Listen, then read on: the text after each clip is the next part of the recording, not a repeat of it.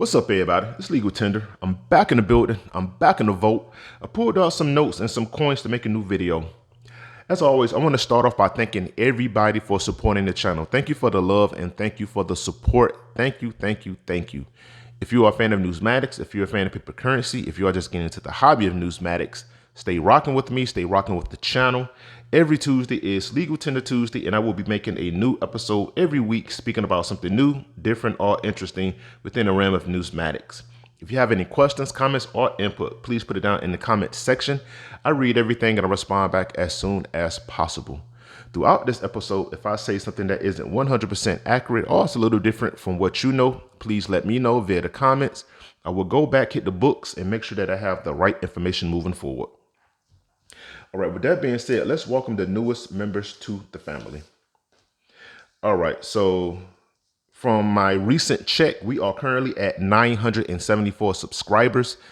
That's a crazy number. Thank you for the love and thank you for the support. So I would like to welcome and acknowledge the following individuals: Mr. Fungi 2012, Michael Medbury, Aldrin Amara, and James Bailey. For the support, thank you so much. I really do appreciate it. All right, let's get into today's episode. All right, so these are the notes that I pulled out. I got two notes. And as you can see, both notes are of $1 denomination. And I got some coins.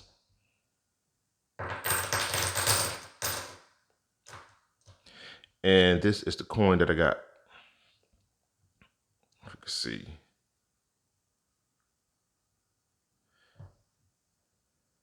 Now, this coin is it's a $1 coin. So with that being said, this episode would be a completed set episode of the $1 bill and paper and coinage. All right, let's go.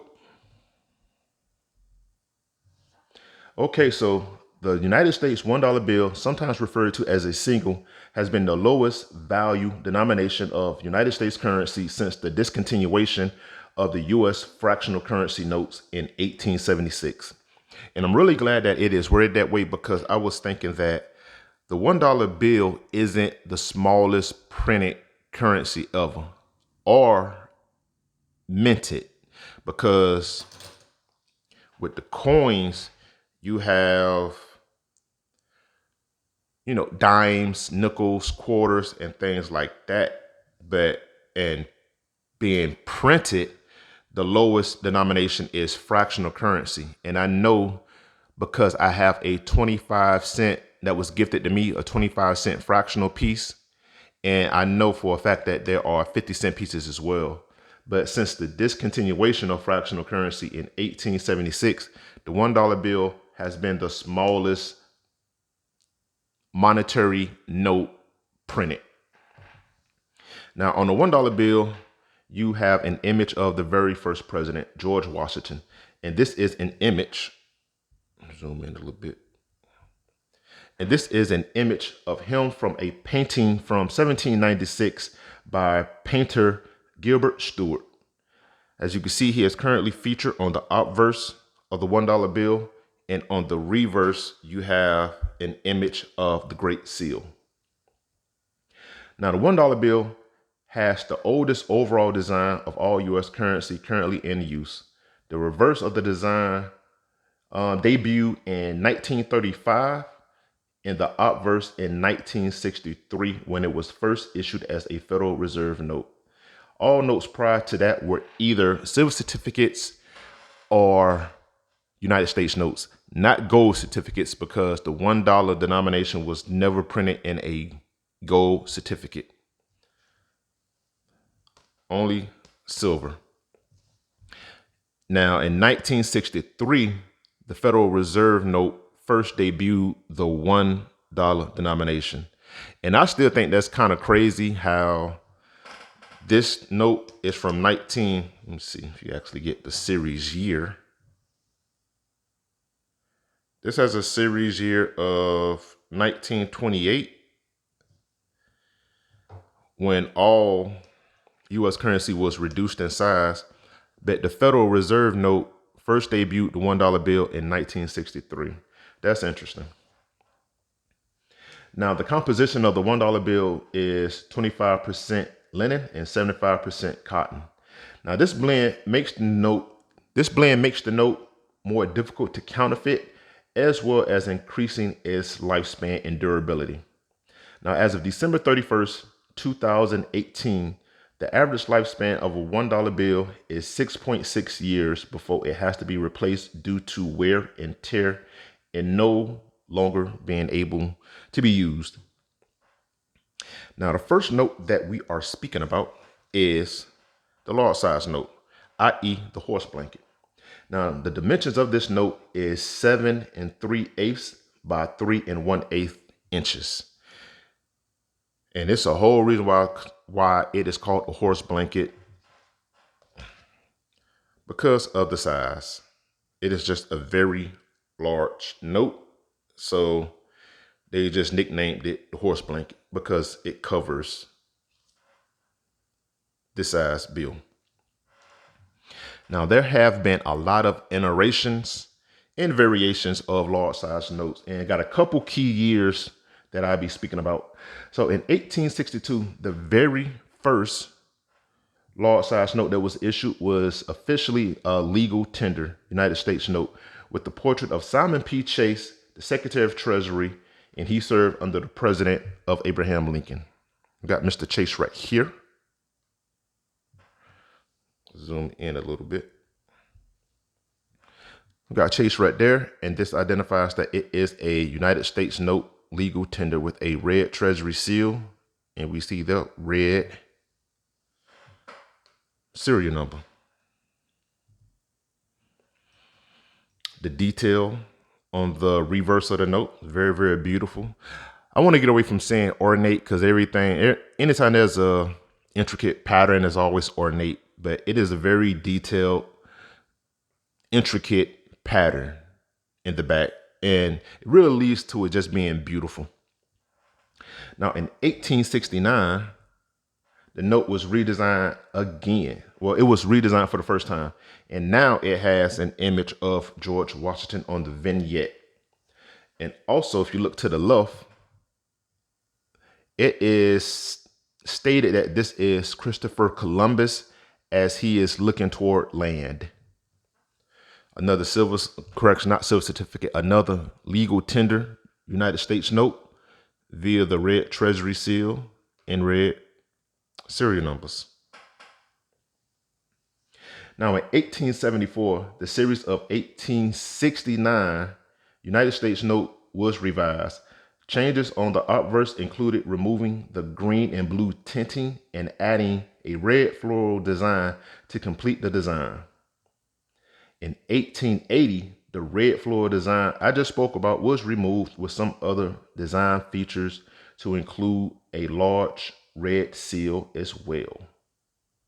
So they couldn't really settle on an overall image, and they was making updates more frequently. Well, not so much more frequently, but several updates were made about the note throughout the years. And we got the reverse. Look at all that detail and pattern. Right now, acknowledging the first lady. In 1886, this note was printed, and it features the very first woman to appear on U.S. currency, Martha Washington. And she debuted on a silver certificate. You can see right there. Blue serial numbers and silver dollar. But it still has the red Treasury seal. So, not all the time silver certificates are identified with blue Treasury seals and blue serial numbers. Just about 8 times out of 10, that's a true statement. Now, in 1890, the $1 Treasury or coin notes were issued by government purchases was issued for government purchases of silver bullion from silver mining industries. And I do believe this is what debuted or led to the cause of silver certificates being printed. In 1891, the reverse of the series of 1890 Treasury notes was redesigned because the Treasury felt that it was just too much detail going on the reverse of the note, and that kind of led to it being easy to counterfeit the note.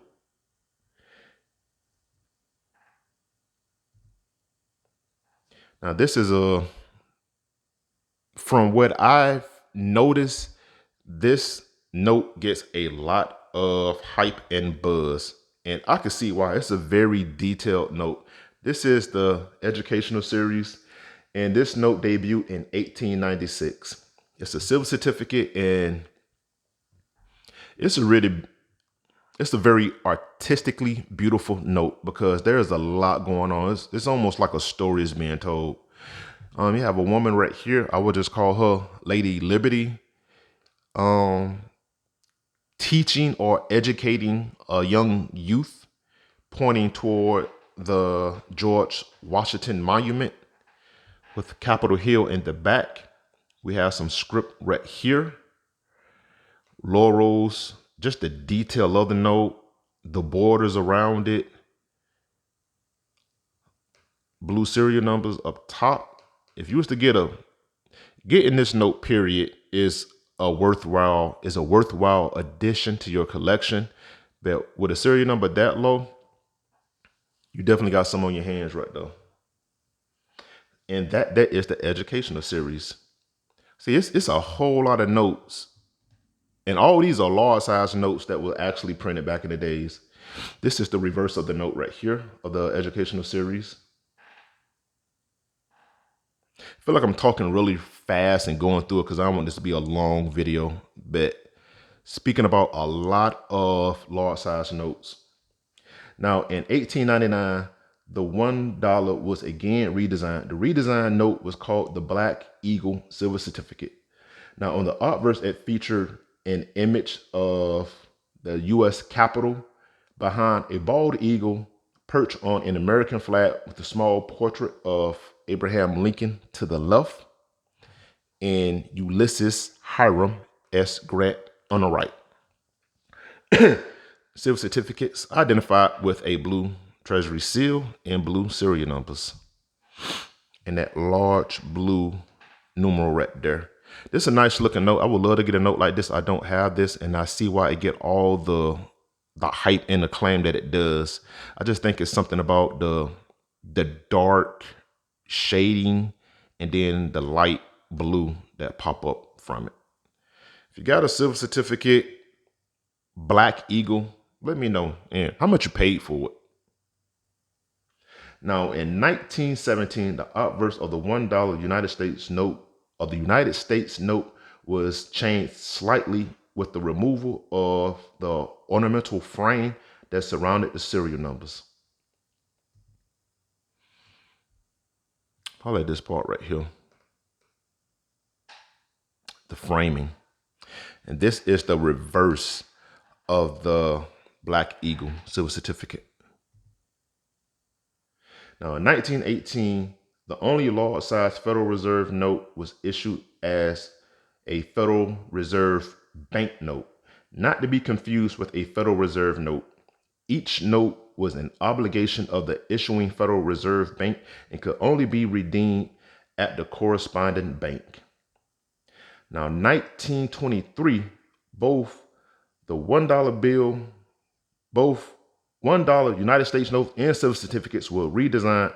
The only difference between those two notes were the color ink that was used for the Treasury seal, serial numbers, and also the obligation on both notes, United States notes and silver certificates, were changed.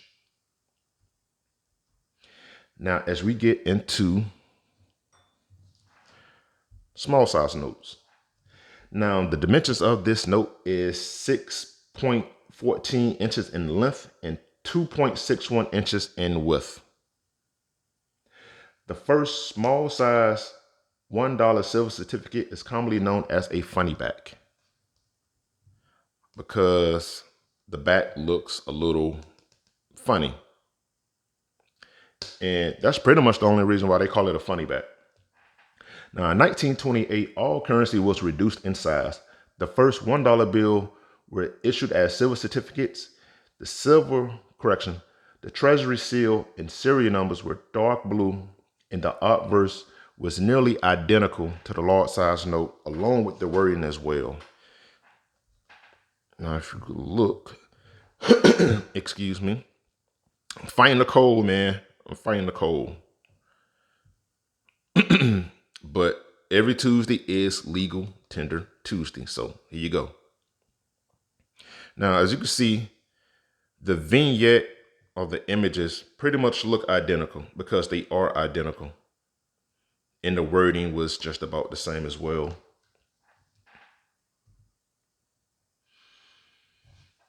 Now, in 1933, United States notes were issued to supplement the supply of $1 silver certificates.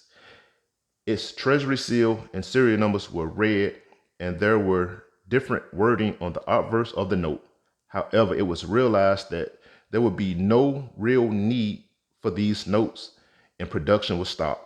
A small number of the $1 bills entered circulation, and the rest were kept in a treasury vault until 1949, when they were released in Puerto Rico. It's the funny back design. And these are the $1 United States notes that I just spoke about. They were printed in, I want to say 1935, and kept in a vault for a long time. And then at some point they got released to Puerto Rico in 1949. So I have one of these notes, very nice note. I really like it because of the stark black and white contrast, and then the bright red of the treasury seal and the serial numbers just burst off the paper, burst off the note. A lot of information. All right, so 1934, the design of the $1 silver certificate was changed several times.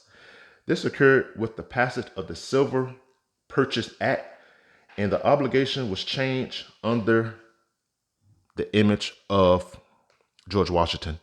It used to say, well, this right here states that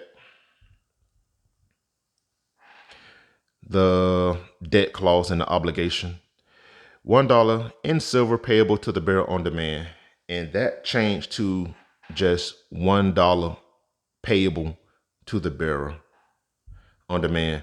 So the silver clause was redacted or removed from the obligation.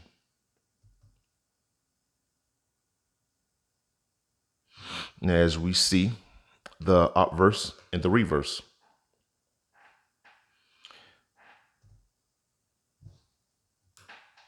Now it just says $1.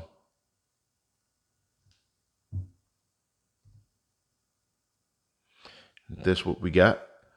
The only time this changed is when it transitioned from, I want to say in 1935, when it went from the funny back design to the great seal of what we currently have and all know of today.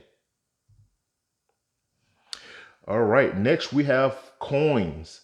The dollar coin is a United States coin with a face value of $1 United States dollar. The dollar coins have been minted in the United States in gold, silver, and base metal versions. Dollar coins were first minted in the United States in 1794.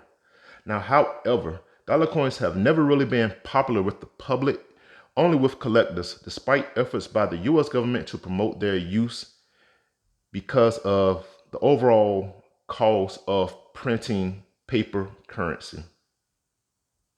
So it's pretty much cheaper to mint a dollar coin instead of printing a dollar bill. Now, the Susan B. Anthony, Sacagawea dollar, and the presidential series are seldom seen in circulation, since most Americans prefer to use the dollar bill. For this reason, since December 11th, 2011, the mint has not produced dollar coins for general circulation, and only dollar coins produced after that date have been specifically for collectors. These collector coins can be offered directly from the mint. Now, US dollar coins include the following types. As we see right here, we got the Eisenhower dollar, Sacagawea dollar. I got some of those.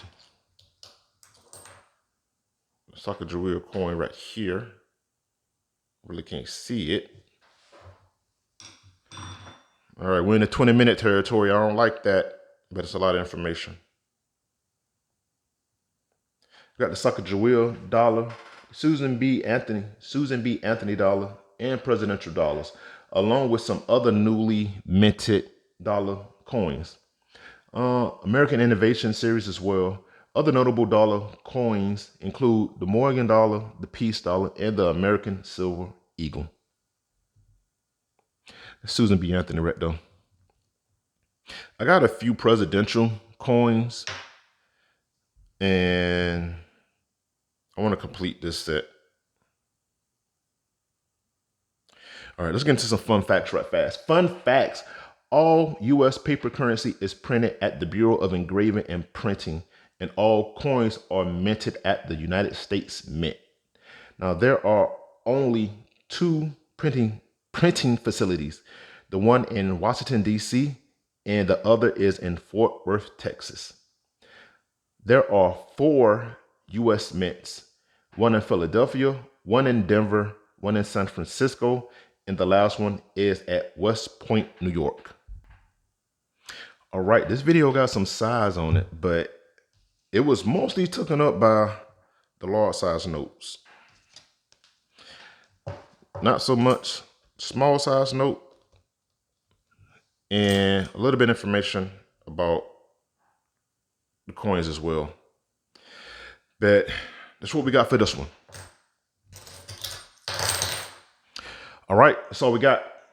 Till next time, keep it legal, keep it tender. Talk to you soon.